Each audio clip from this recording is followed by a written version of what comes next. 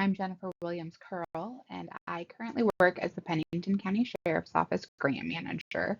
Pennington County is located in western South Dakota. Working adjacent to law enforcement, prosecutors, and other local government departments, community collaboration and community leadership seem crucial for community safety.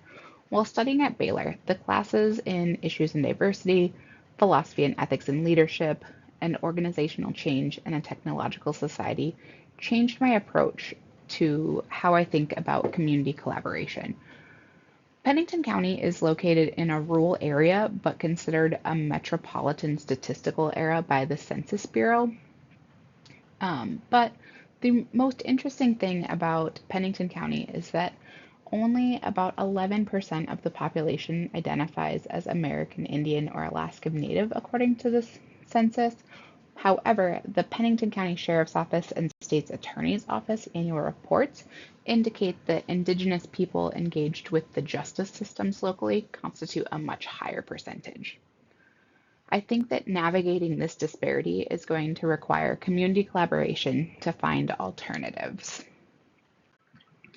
Today, we're going to talk through professionals and collaborative partnerships, collaboration essentials, planning for community partners.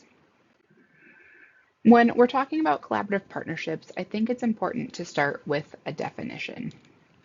Glassner explains that they did a lot of team building exercises, and one of the recurring themes when considering this idea that came up was that a collaborative partnership is really focused on people being committed to shared goals. I think that that is a great example. And Anderson defines collaboration as something crucial in order to navigate difficult challenges. And they note that it requires work. It's not something that's necessarily easy. I think that within Pennington County Sheriff's Office, collaborative partnerships offer an extension to work with other people to make sure that our community has what it needs. When we think about collaboration essentials, I think that the three most important things are alignment, compromise, and trust. In the textbooks by Glassner, Anderson, and the different articles throughout the readings, specifically Grunbaum, there's this idea that you have to all be focusing on the same thing and aligned on the same idea in order to make success. I add compromise because when you have multiple people with different lenses at the table, not everyone's going to win every time. So finding a way to effectively ensure that we are doing the best for our community is crucial. And then finally, it comes down to trust for me. You have to trust that the other agencies or the other individuals are going to follow through with what they've promised. One of the best examples I have of collaboration essentials working well is the 250th celebration at Mount Rushmore National Monument over the 4th of July. This was a huge collaboration. The Pennington County Sheriff's Office worked with other local, state, and federal agencies to help ensure that those traveling to the area were able to get where they needed to go to view the fireworks safely, as well as making sure that the community was safe in general. There were conversations with folks from various federal agencies, including the U.S. Forest Service. Mount Rushmore is part of the Forest Service, so making sure that things were prepared in case of a fire, considering our dry environment, was one piece. There was a lot of trust between law enforcement, fire, and all the other agencies that each individual compartment would do what they needed to do in order to make sure folks were safe. The alignment was focused on public safety. We wanted to make sure that everyone that lives here and visits here remained safe during the event. I wasn't in on the meetings, but I know that there was some compromise. Knowing that there are different priorities from each department, I'm sure that there were some compromises about exactly where the transport might have started and things like that.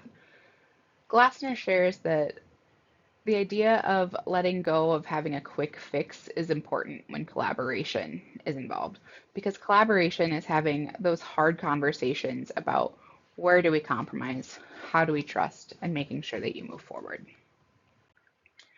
When you're planning for community partners, you really need to think about, well, what do you need in order to have those voices of the community included? And Barnes et al. Talks about their systemic relationships, about how they're grounded in meaningful and sustainable partnerships. They focus on capacity building. They are looking for long-term relationships and create collaborative networks.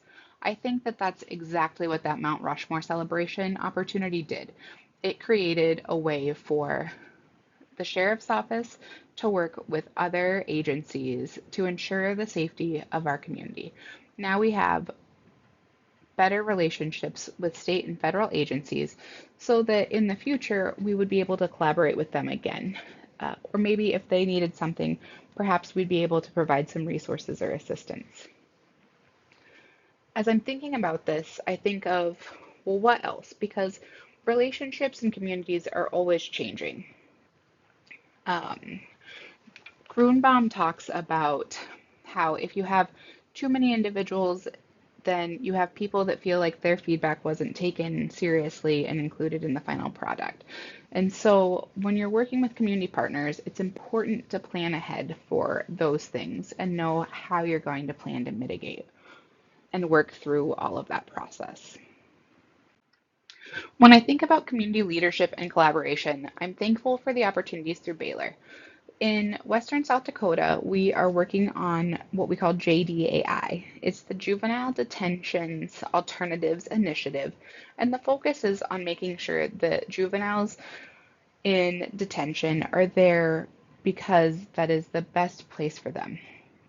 When it comes to this project, I feel really confident about our alignment. At the end of the day, everyone on this team is focused on making sure we do the best for the youth being served.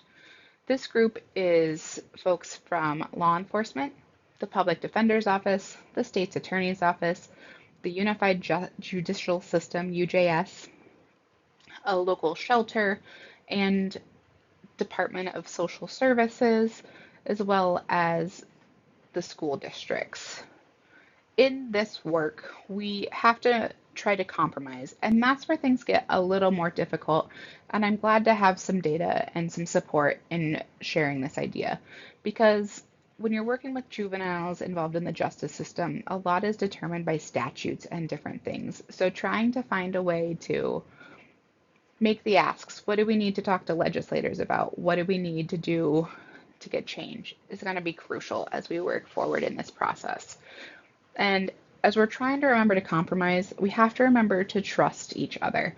This can be difficult. One of the things that they shared in the articles was that sometimes you don't have that shared experience or that lived experience as part of the community collaboration. And so finding a way to have that included while still maintaining the importance of the judicial system is going to be difficult. I think that I'm going to be able to navigate that with the support of the presiding judge and the other committee members, but finding a way to adequately include everyone while making sure that we keep the group small enough to make progress is going to be a challenge. And I'm excited that I've got these resources from Baylor as I go into this project. These are the references and the resources that I used. I don't have links to the annual reports because I was using physical copies since they are currently unavailable on the website, but I'd be happy to share those if you need them. Thank you. Have a great day.